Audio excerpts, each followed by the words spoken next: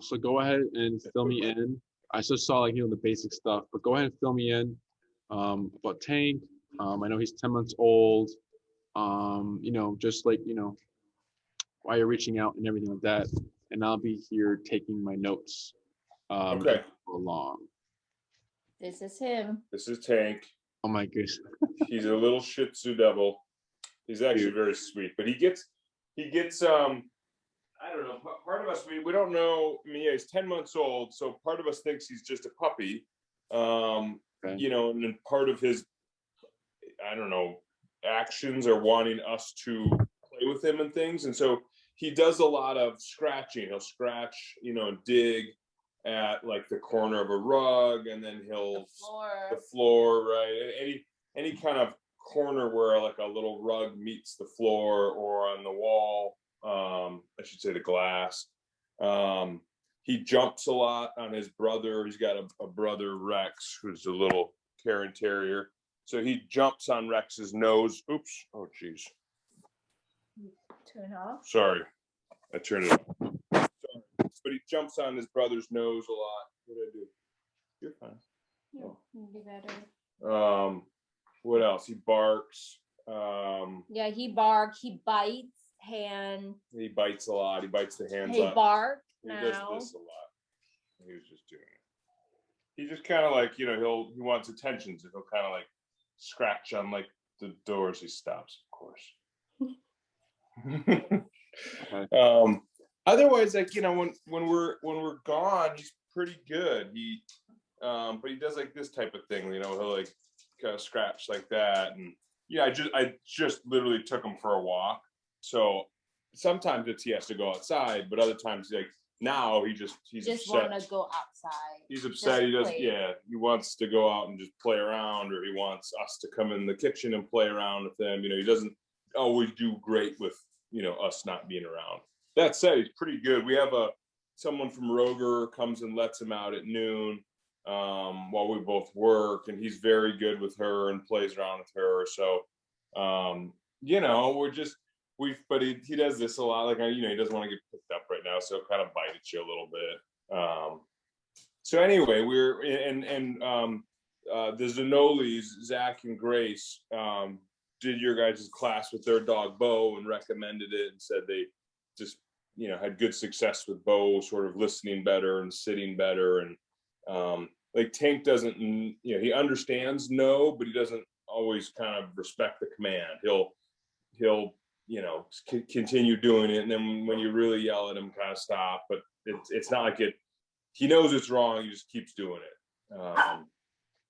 You need attention. I don't know, what else can I tell you? He's okay with sit. He's okay with stay.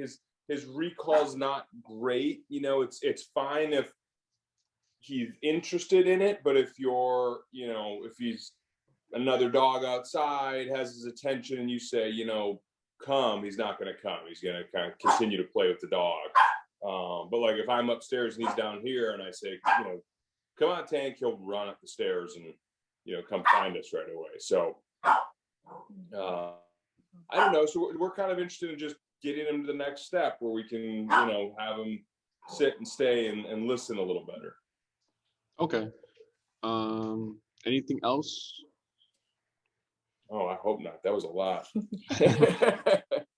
Yeah, basically, we don't want him to jump, to bite, right? And then bark. Yeah, the scratching. We want him just to kind of listen. If you say, no, he stops, and that type of stuff. Good boy. And then where do you see yourself with Tank in the future? Like, do you, for example, do you see yourself, just, you do the basic walk to the dog park, you let him play and everything, and then you need that recall to get him back, and then you walk back home? Or do you go to dog park, you need that recall, and then do you also see yourself maybe like going out to a restaurant and having Tank just sit by your side until you're done eating? Or do you do all of that and then you want to go hiking with Tank and just have him off leash train, just, let him roam around? I mean, certainly it'd be great to have him off leash. We're kind of, I think thinking baby steps with, right, just having the recall, being able to go to a restaurant and right now we take him to a patio and he kind of bounces around, right? He's not very good at just sitting and being patient. So that would be great. We don't take him to a ton of dog parks. He's so small that sometimes like you'll get the dog walkers that have 6 dogs and they're rolling around. And so we haven't done that. He's very good with dogs. Like he's got a couple little friend dogs in the neighborhood that they play in the yard and stuff. So yeah, I don't know. I guess maybe less off leash training. I think, our immediate hope is just to kind of get him to, listen a little better and actually sit for an extended period of time when it's time to sit, that type of thing. I see. Yeah. That first example I gave was just like, you walk your dog, that's all you need, and then just trying to see like, where do you lie and like which program and like how much time in that program would you need to get to those goals, because we're not gonna, like you said, like we don't really care if off leash, so we're not going to give you off leash tools because you're not going to need them. So it's just going to be a waste of time for you and us, but that's good. Sounds pretty, easy stuff to kind of cover. What do you walk Tank right now? Where? Or what? Like, do you use a harness? We use a chest harness. Okay. And then have you ever had any like previous training with Tank, or is it just like you guys just doing your own thing? We did take him to Urban Pooch has like a puppy training class, so we did do that. I forget, he graduated from their little puppy thing and got a certificate, but I don't know. I mean, it was 10 weeks maybe, and it's sit, stay, come. So he does do some of that. Like you can tell he understands some of it. And part of it is, we both work full time, so we're not always around to train him. You get home, it's not a ton of time. So I think a lot of it's on us, but he has gone through, kind of basic training. A program, Yeah. So with the harnesses, hello? Yeah, we're here. So with the harness, harnesses actually, because you'll probably see at like stores like a no pull harness or something like that. So even with the front clip harness, you have more control, and plus he's little, so it's not like you're being dragged by a little like a little tank or anything like that. But does he have any like how's he on the walks? Is he just kind of like a leisurely whatever walk, or like does he bark at dogs, or is he just cool? He's cool. He doesn't bark at dogs. He's very interested in dogs. He's extremely putsy. Yeah, he's not a great walker. He kind of zigzags, and he'll stop and look behind him. It takes a long time to sniff, and we use leave it with him and no, and you leave it and he'll sit for a minute and then he'll kind of go. So we try to kind of encourage some of that, but he's not the best walker. He's gotten better, but he's not by any means like a great walker. Like for us to walk around the block can be a 30-minute ordeal. Oh, okay. So it could be the harness because it promotes pulling. So huskies use harnesses. Harnesses are used in protection training because dogs have what it's called opposition reflex. So if you pull left, they want to pull right. If you pull back, they want to pull forward. With the harness.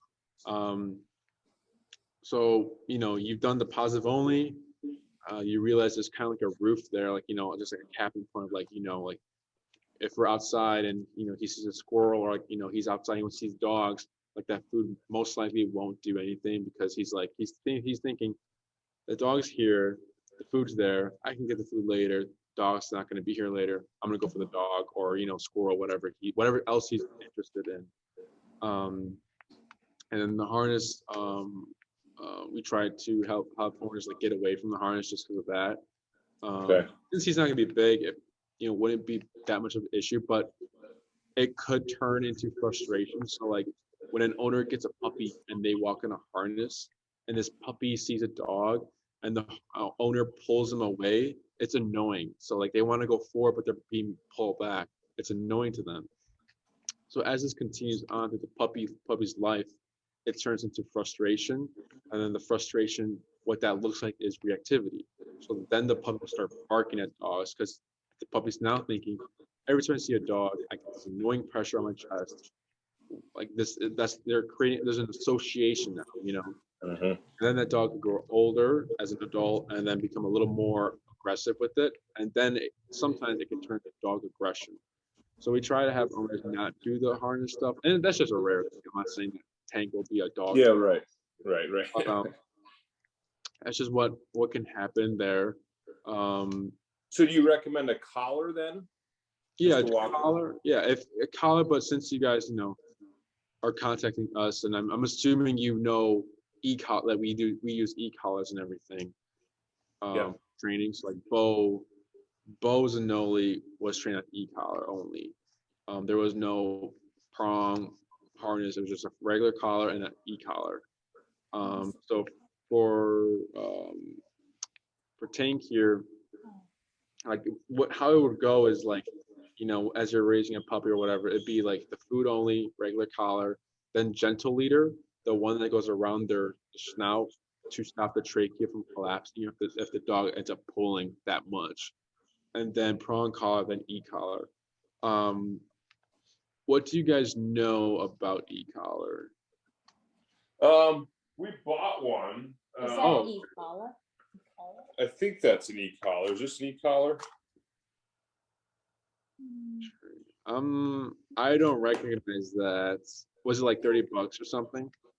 Yeah, it was an Amazon one. It's got the thing, right? The prongs and a little remote with it, right? Like the whole little get up thing here where you put it on. And so I was kind of reading about it, and then we decided to, kind of contact you guys and I guess I don't think this is e-collar. Go through your service versus this. So I haven't really used it because I figured I would talk with you before I did anything.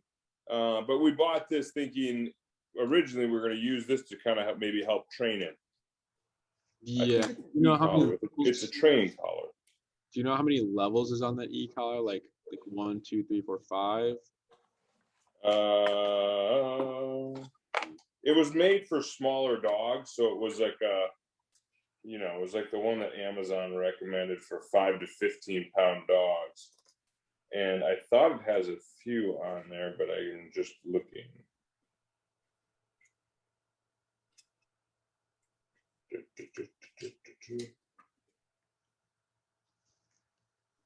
Yeah, I don't know. I can look. Here, shit. Yeah. So definitely try getting your money back with that.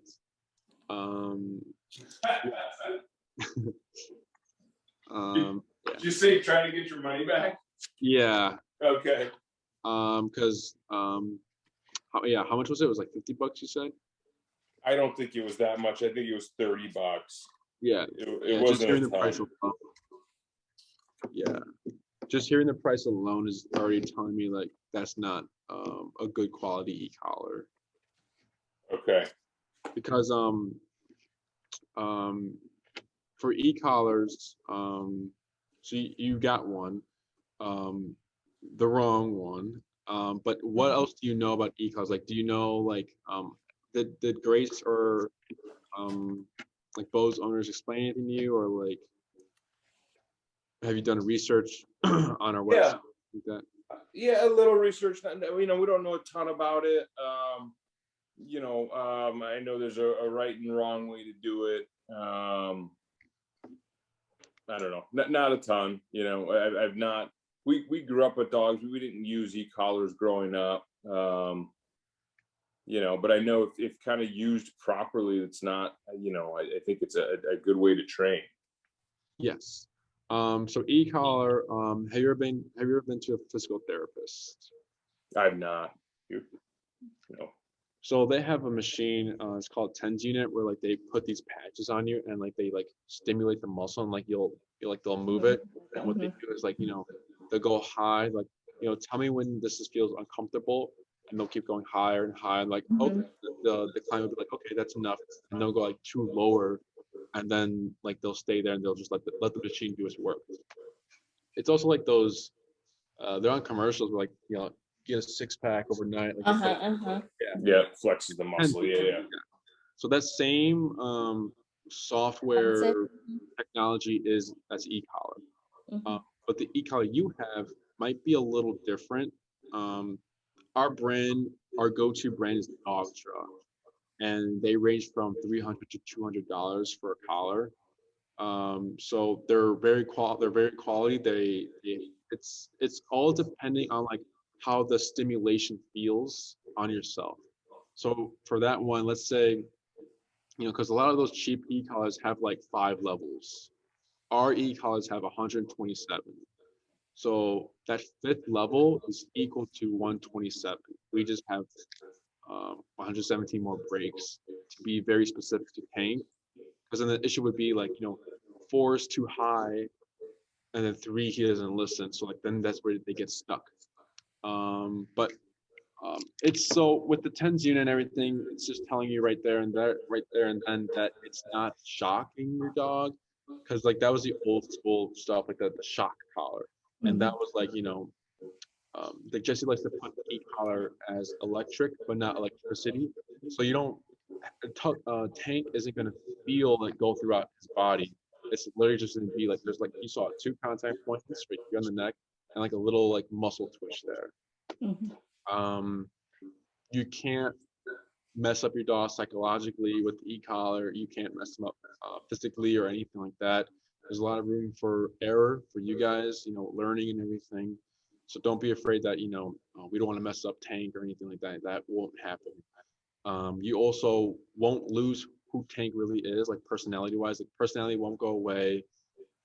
The digging and the barking, more for the digging, might just go away as we go through the training. It just might disappear.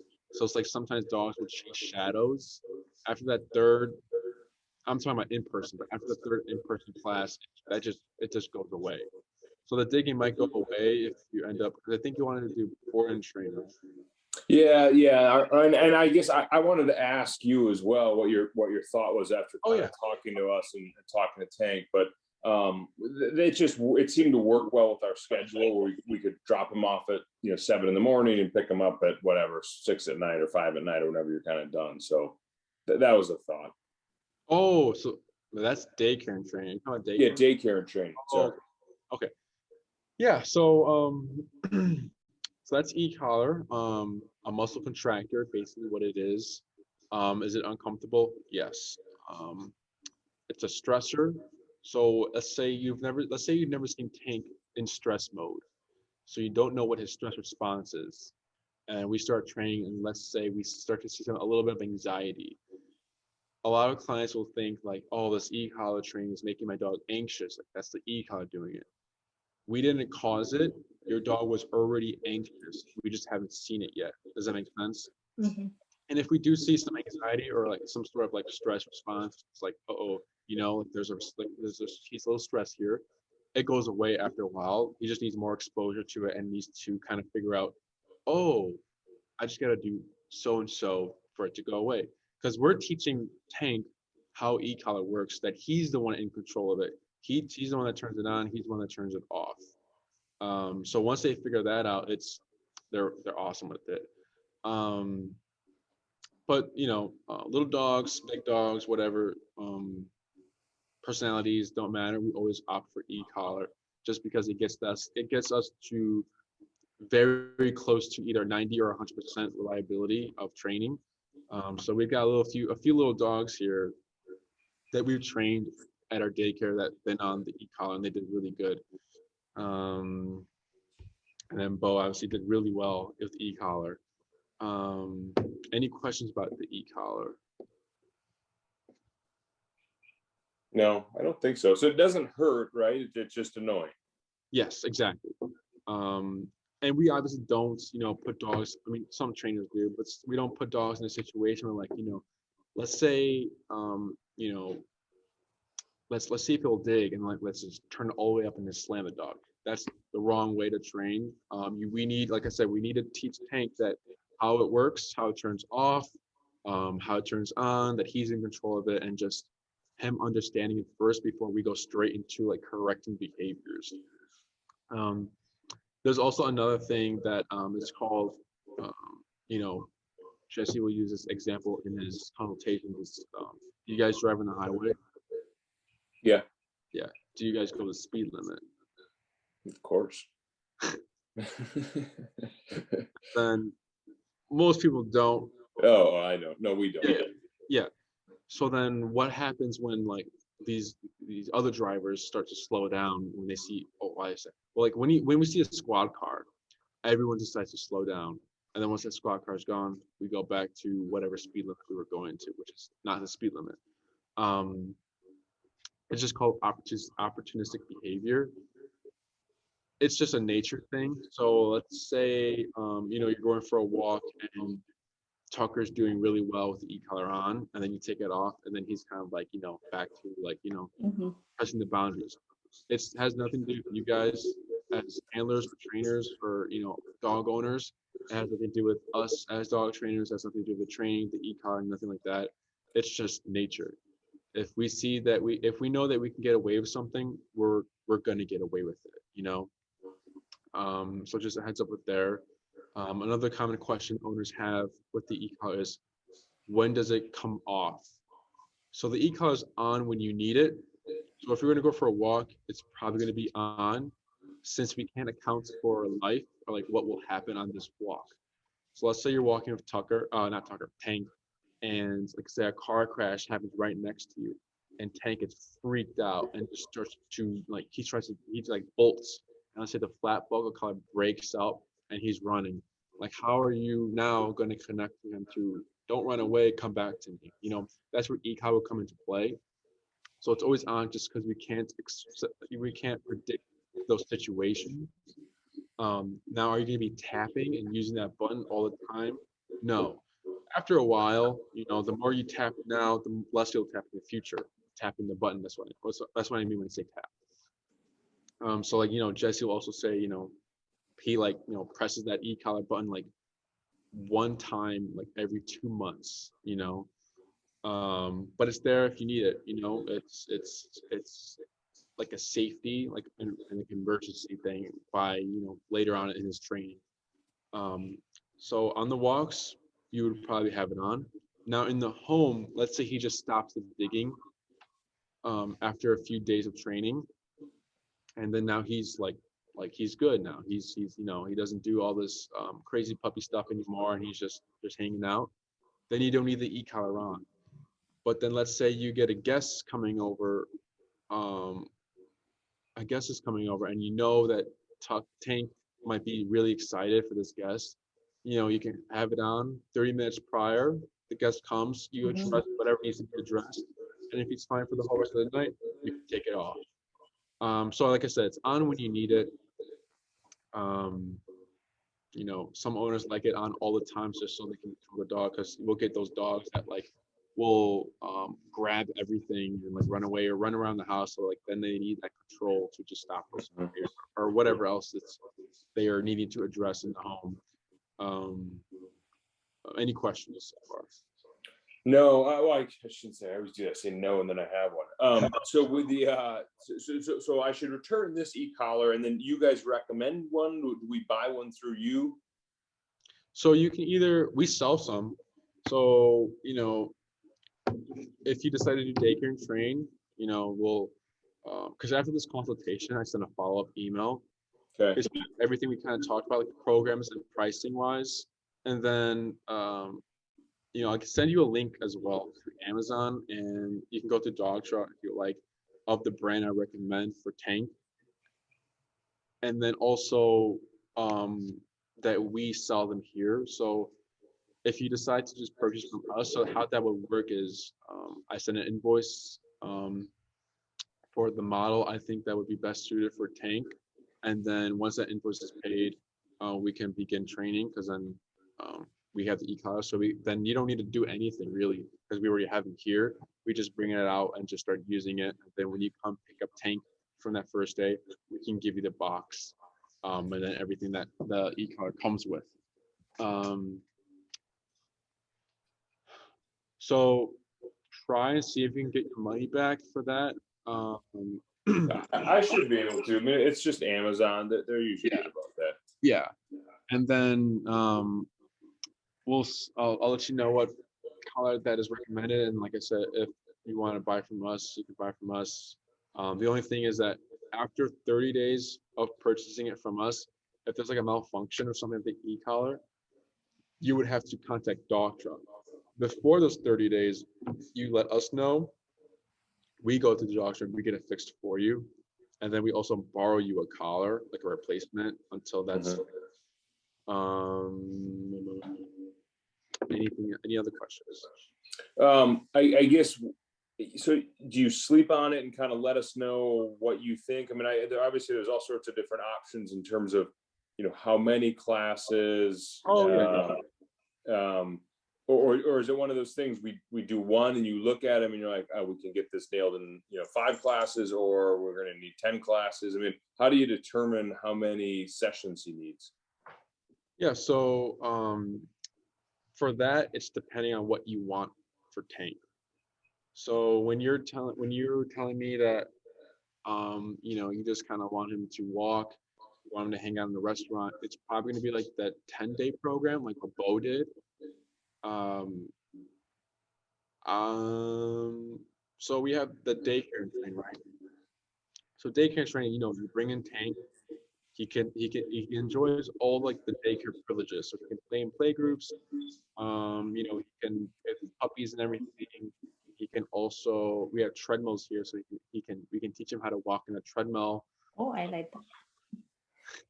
And then duration work as well. So practicing the place command, staying in a certain place and just hanging out in a calm manner and just watching everything happen, just to coexist and not be barking and trying to do everything, like interact with everything, but just like let everything happen.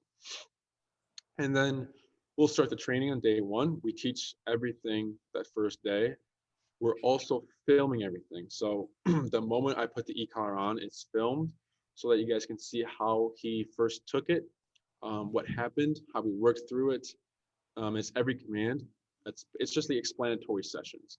And then at the end of the videos, I talked about how you can practice at home, what you can do with everyday life, and how you can incorporate with everyday life. Because like how you said, like we work a lot, we don't have time to do a sit down session of food. That's a lot of time. But for e-collar, you can incorporate it in your day-to-day life. It's very easy to do it. So everything's filmed. Once that's uploaded, you can start practicing.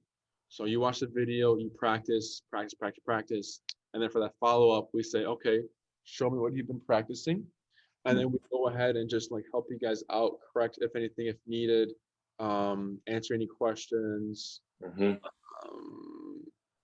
So that's the daycare and training. I forget how many hours of follow-up you get for that 10-week program, but I'm thinking as a 10-week would be best suited for you guys. Hey, we have 5, 10, 15, and 20, I believe. So 20-day program would be like that off-leash hiking type deal.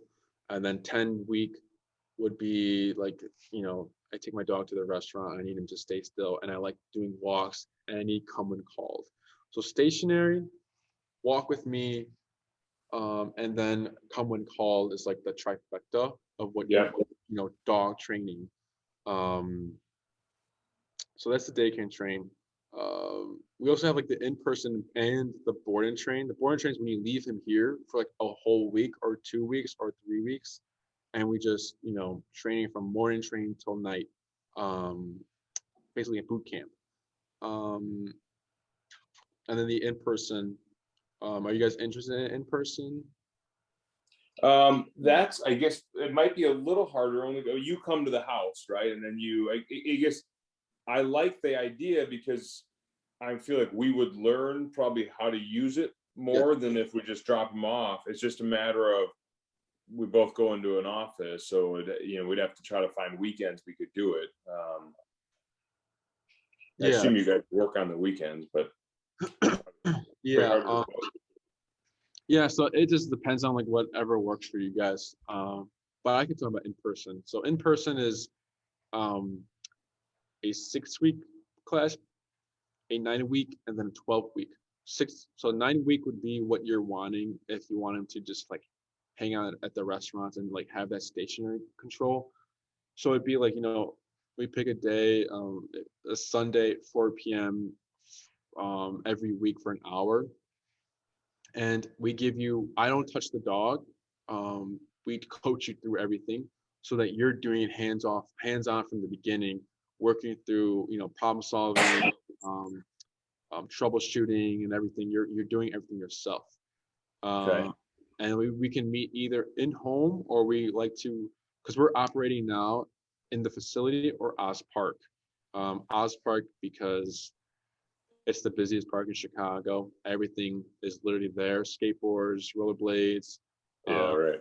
Busy streets are there. Kids, dogs, off these dogs, baseball games, everything. So we like to operate there now for the summer. And like we give you one topic a week. So like, we can try to walk with him for the week, and we give you like one command so that we're not overwhelming you with a whole bunch of information, which can get confusing. And those are also videotaped as well.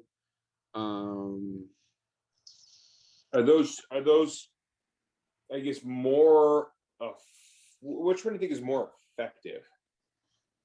It depends. It's just the matter of doing the homework. So, here and there, I'll think that they can train, or like, the pros. So the pros for in person is that you're doing it all yourself, so you know what to do instead of, like if something happens here during a training session, because we only film the first sessions. So let's say something happens during like another session that's not filmed, and like, oh, like we worked through it, right? But like you didn't get to experience it or like know how to do it, Yep. Pros for in person, you're working through everything, you learn a lot more. Cons is it takes longer because we're giving you one topic at a time. Daycare and train, pros are it's faster. We get everything done in one day, and con is it's sometimes it can get tied to us, but since e-collar is so transferable, it wouldn't be that much of an issue. So for example, when we work with couples, whoever goes first mostly does all the hard work, right?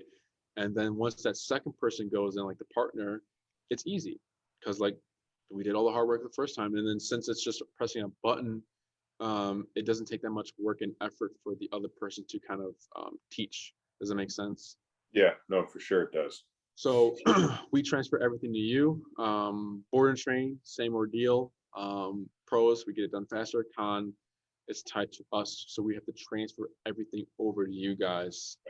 But like I said, if you're unable to, set time aside and meet for a week and then like practice during that week, maybe daycare training would be best because then we do the hard work here, the training and everything throughout the day. And then, you take them home. You don't have to worry about practicing the first few days until those videos are uploaded. But what's most effective is just with what program is most effective is just doing the homework. Here and there, we'll notice like the daycare and trains clients aren't practicing that much. But Bo did really well because the owners were like they were dedicated. Like I can tell, like with everything they were doing, the results we were seeing with Bo. So it's just doing the homework, practicing. Yeah. The in person, it's an hour a week. Mm-hmm. And then how much time outside of that, or is it like an hour a day that we should be working on whatever we learned on that Sunday? Yeah. So, like I said, you don't need to set time aside because, okay. Like for example, we would go over the heel command if it's in person. Heel command first, right? How to walk with Tank. Tucker. Yeah. That's all right. It's a nice name too. Yeah. How to walk with Tank, right? it's easy to practice because everyone walks their dog. So you can practice on your walk. There's no need to set time aside because, you know, you have to walk your dogs. And then recall. Recall would take the longest because it requires you guys to go somewhere and practice in like an open area. And then the stay command or like the down or whatever you want to use at restaurants, most likely be down. It can just be, you know, you just say down and it's just the way we practice, like, because like there's like other trainers that like, you know, set like this amount of time and practice everything I told you, but it's like it can be unrealistic at times because like you said, you work, you have, you know, people have kids and you know, stuff to do and everything. So it's all incorporated in your everyday life. Obviously, the more you practice, the more effective the training will be. You know, the more walks you do, the better the heel would be. You know, but once that foundation is taught, it's there. Yeah, right. It doesn't. The dogs don't lose it. But yeah, does that make sense? Yeah, for sure. It's appealing because it'd be nice to learn it as well, just so we know what we're doing. And I guess does one take longer to sign up? Like if we're interested, does the, you know, in person, if we wanted to do that, where it's an hour a week and we wanted to do it on, I don't know, Saturday or Sunday or something like that, are you looking at June versus if we did the, you know, daycare and training, we could get them in, you know, next week or something like that? Is one more booked up than the other? So since you're dealing with just basic obedience, you'd be with me. So my calendar right now,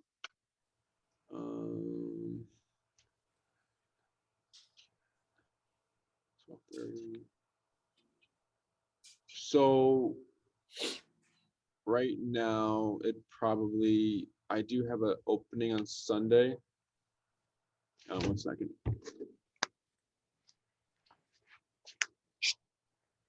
Sorry, dog was chewing on her leash. But I do have an opening on Sunday now. Hold on 1 second.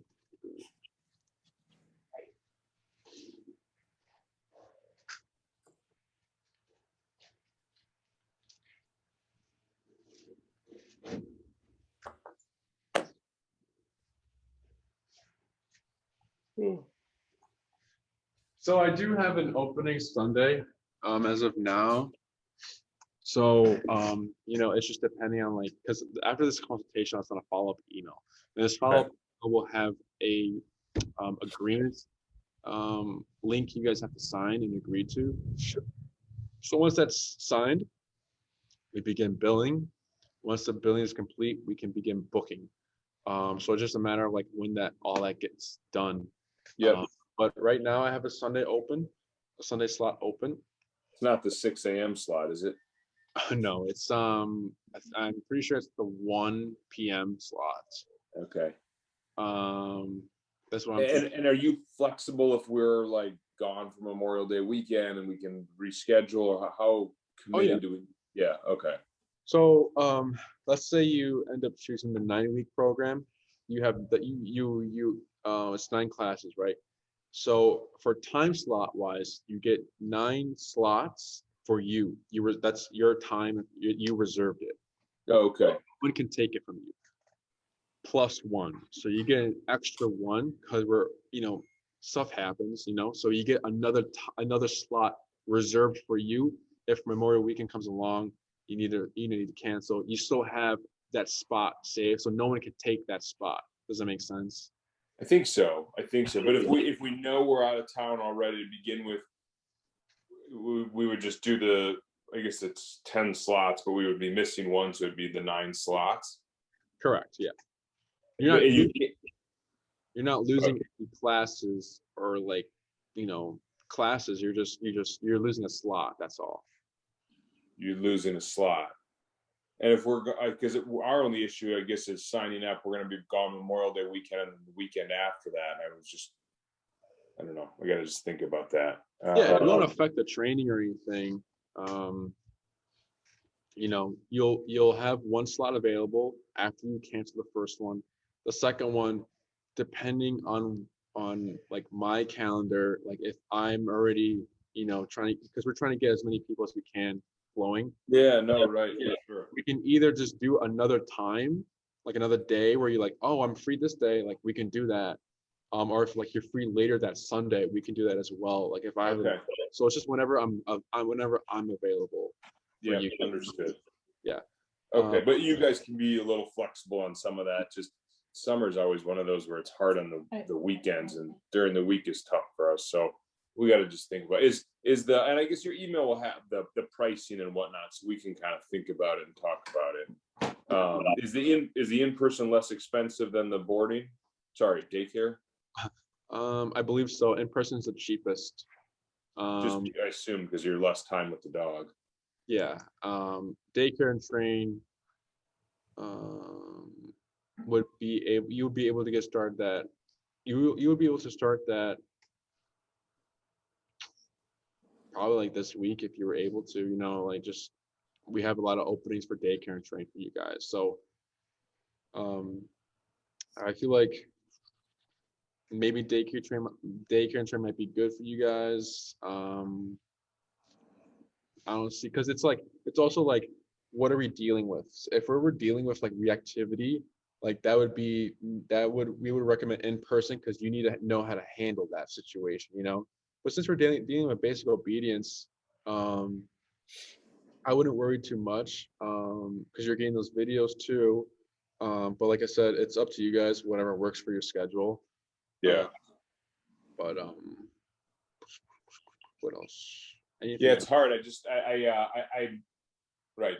like the idea of dropping them off and having it kind of fixed, but then I also like intrigued by learning it and kind of figuring out how you guys do it, and just, you know, I don't know, in case something comes up and we need to, I don't know. It's nice to have the skill as well than just, you know, dropping them off. Yeah. But it's more of a time commitment. Yeah. Gotta think through that. And that to do the in-person, we could start that on a Sunday like soon, or would that be further out too? Did you? Yeah, as of right now, I think I have I don't think this Sunday, maybe the following Sunday would work. Just depending on how fast stuff gets done to set that up.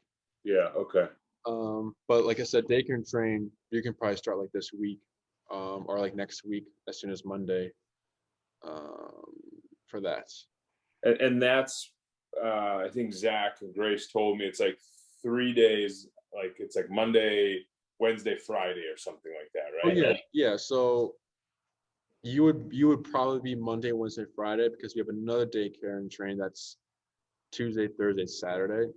Okay. So you'd probably be the Monday, yeah, Monday, Wednesday, Friday. But yeah, that's an option, Monday, Wednesday, Friday. And is that same sort of thing? So how many? It's 10 classes, so it's essentially, I guess, a little over 3 weeks. And if you can't make a Friday or something, can you just make it up the following week or something? Oh yeah, there's no. I'm pretty sure there's not like a cancellation policy for daycare and train. Like if you miss one, you just miss one. It's not really. There's no big deal for that. Because like what we'll tell the owners sometimes, if like, let's say you finish your first week, right? You finish this first week of daycare and train, and we sometimes we'll tell the owners like, don't come back right away. Like practice a little bit, and then Yeah, come back so that we can work on. You know what I mean? Like we can. There's a lot of options for daycare and training. You know, you're signing up for a bundle of daycare and trains, right? So it's a bundle, and you there's can 10 of them. yeah, yeah, and then you can bring them on. You should bring them on those days. That's what we recommend for you guys. But like if you miss a day, there's no. It's just you just You miss a day. still have, if you miss a day, you still have 9 left or whatever. Yeah. It's not like that you lose them. Yeah, and then he can also like let's say one day since let's say one day you just need regular daycare and you don't want the daycare and train, we can do that too. Like he'll just just hang out with us. We can still do like duration work here, and he'll play with like the puppies and little dogs and everything like that. What else? And does he play with dogs his size in daycare? Or is it just kind of a, I guess, is it free for all? How's it set up? So our daycare, we have an evaluation process, but since he's social, he likes playing with dogs, right? So yeah, he socialized with other dogs. He's done a bunch of puppy classes. Just he's so small, the big dogs love him, and then he gets kind of nippy, and they get kind of nippy back. And so we've tried to do it when we do it. It's just we put him with small dogs, or he goes with a lot of the puppies because he's 9 pounds or whatever he weighs. Yeah, slow guy. So we have an evaluation process where the first day we get the dog acclimated to the environment and the handlers, and we get to know Tank. Second day, so the first day there's no playtime, there's no interacting with dogs, because if we overload a dog with like new people, new place, new dogs, new smells, all these things, that's where we can get the self-defensive, like, hey, there's a dog in my face now, where am I? Mom and dad drop me off, bam, like get away, like we'll get the snappiness. So we take it very slow for dogs. The first day, just getting them used to the environment, walk them around the facility with all the handlers. All the handlers get to handle Tank. Second day, we bring in a dog, and then we let the dog, we do like a little sniffing exercise, just to see, like you said, like maybe we do a big dog, and he's like, no. Now we know he's not going to be a big dog. Because something we do, based on personality, sometimes here and there, like if we get a big dog that's soft and like just likes to hang out, we'll put little dogs with him, just that's it. But if he just absolutely does not like big dogs, like even if they're calm or whatever, no big dogs. So it's just us getting to know Tank, who he likes here, females, males, yada yada yada. And then the third day, obviously depending how the second day goes, we put him in play groups and just like if he did well with a certain dog, we can find similar personalities and just put them together. We have a lot of small dogs here. We have a board and train right now who's a small dog. He plays really well. She plays really well, Tipsy. And then we have another one who's a daycare and train as well for positive reinforcement though. His name is Ziggy. We got Zuma here. We have a decent amount of small dogs for Tank. Okay. Yeah, just curious. Yeah, he won't be like alone or anything like that. Okay. But yeah, we have a strict process of getting a dog acclimated to our environment. Now, if you do the daycare and train program, you don't need to do the evaluation. It's just you just dive straight into the daycare and train program. Okay. All right. What else? Anything else? We have payment plans as well. I'll send you an example of like how that would work if you were to choose a 9-week, the 10-day program, or the 9-week program in person. I'll send you a link of the e-collar in case you want to buy it yourself. Okay. What else do I send? You have any other questions? Any other questions, Marita? I have one question for e-collar. Is that called e-collar? Should we put it on more often in the beginning and see how it works and then slow it down? Because I think sometimes like have them get used to it to begin with, and then once they like have a good behavior, and then we just take it off, kind of show, you know what I mean though? You know what I mean? I don't know what the hell you're talking about. Because the e-collar is like, like for training, right? He was saying that at the beginning. It depends. Like if you're taking him for a walk outside. I know, but my question is, should we put it on longer than just for a walk? At the beginning of the training. I think it's going to depend. If he's if he's like scratching still, you can have it on and let him know not to do it. I mean, you may just kind of. He does that all day, so we have to leave it. Yeah, and that might go away too. It might go away, and if it doesn't, we give you tools and options to use so you're not so reliant on the e-collar in the home. Mhm. Outside it should be on, but Outside. I think what you're saying is if we use it so much on the walks, would there be a point where he doesn't need to wear it on the walks? No, Oh, at home too. Like at okay. home. Like I think she's asking, yeah, just how much you'd have to keep it on him all the time. And I think you're saying on walks, it's probably more so. Outside. There's more stimulus, and then inside, he Don't may have not have to put it on as much, but depends on, I assume, behavior, right? Yeah. Okay. He's a puppy too, so as long as you're consistent with correcting the digging, it should just stop because you're being consistent. Like every time you dig, there's a consequence. Right. Whether it be the e-collar or like some other type of method that we would offer you to use for Tank. Okay. Does that answer your question? I'm sorry, I was just having a Yeah. Yeah. Okay. Just gonna Um, figure it out all day. and then there's also like a way to do that as well. So it's not because then the two contact points being in one spot, you'll get pressure sores. I think he's groomed well around here. Like he doesn't have that much fluff, right? Yeah. So, um, you know, we have comfort pads, comfort adapters where like they won't cause any irritation. It's not from the stimulation, like pressing the button. It's not from the like the electric reaction or whatever. It's just there's two metal probes here stuck, for a long period of time. They can get sores. So we have to rotate them every hour. If you're gonna have it on all day, we can give you comfort pads so that there's no irritation there. But yeah.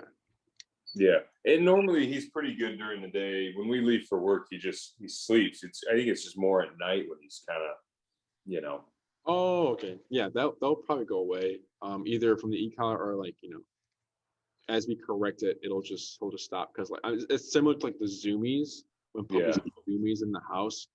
It either just goes away. If it doesn't go away and then we're just allowing it, he's definitely gonna carry that till he's old. Yeah. Um, Anything else? Because correcting, because the e-collar is a physical. It's physical, right? Yeah. It's dog language. That's why we get such a fast, speedy, what's the word? That's why the training is fast and they understand it fast because it's physical. Yeah. Dogs don't give each other treats for a sit or when they're like, oh, you're a good dog today. Let me give you this treat. Dogs don't do that. Dogs just give consequence for actions. So if Tank, like you said, if Tank was getting overwhelmed with this dog that was trying to play with him, he'd bite. No hesitation, just bite. That's it. Just stop it, So we're essentially biting the dogs, teaching them, don't go that way, come this way, don't do that, do this, or whatever, So that's why we get such great results with e-collar. So it's physical. Anything else? If she asks you if they make him in adult sizes, don't send her a link. Oh, okay. Do you have a React? What is it called? React to dog class? Yeah. For aggressive dog class? Yeah. Yeah. Okay. We do everything basically. So just like we just do the basic family pet stuff. I need my dog to just walk. I need my dog to down. I don't need anything fancy like competition with the dogs, like in the heel, like with the prance and everything, looking like this, like prance. We don't. It's unrealistic, We're dog trainers. You guys are dog owners. Allow dog trainers teach the dog owners how to be dog trainers, which is not. It's not realistic. We're teaching you how to be dog owners. So we have the basic obedience stuff. We also do like the aggression. So like territorial, resource guarding, or human aggression or dog aggression as well, and reactivity, separation anxiety, fear, all these other things. Is it your other dog or? Yeah, she's asking for Rex. Rex got attacked when he was younger twice, and he's not great with other dogs. He doesn't enjoy. He barks and barks. he got aggressive, and now he aggressive at humans, so we kind of scared. So when they walk him, and I'm scared to walk him. We just we try to avoid. I mean, our street's not that busy, so we'll cross the street or something like that. But I mean, we were walking him, and someone just kind of walked by and they go, "Hey, Poochie," and he kind of like lunged at him. And so I don't know. We're trying to decide what to do with him, and we may have to enlist your help on some of that as well. One step at a time. Yep. For sure. Yeah, whenever you're ready, you can let us know. We can help you out. We can help you guys out with that. Perfect. But anything else? Nothing else. I don't have anything else. No. Appreciate the time. Of course. It was nice speaking with you, Justin. And then I forget your name. Marita? Like Margarita, but Marita. Nice speaking with you guys. Be a lookout for that follow-up email. It shouldn't be in your spam. Sometimes it goes to spam. I don't know why. But be a lookout for that. I'll send pricing for the daycare and train programs, and pricing for the in-person in case something changes or whatever.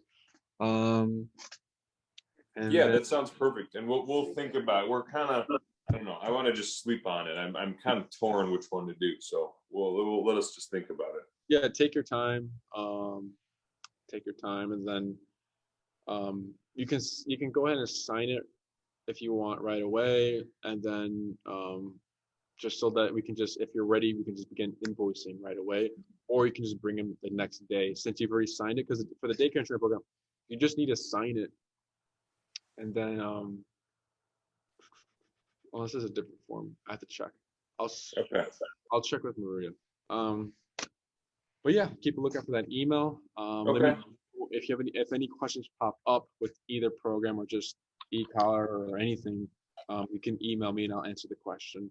But if there's nothing else, it was nice speaking with you guys. Nice getting a little quick meeting with Tank. Yeah. Thank you very much for your time, and sorry it's so late to call here. Oh yeah, you're fine. But yes, awesome. Have a good night, guys. Yeah, you too. Okay, bye. Thank you.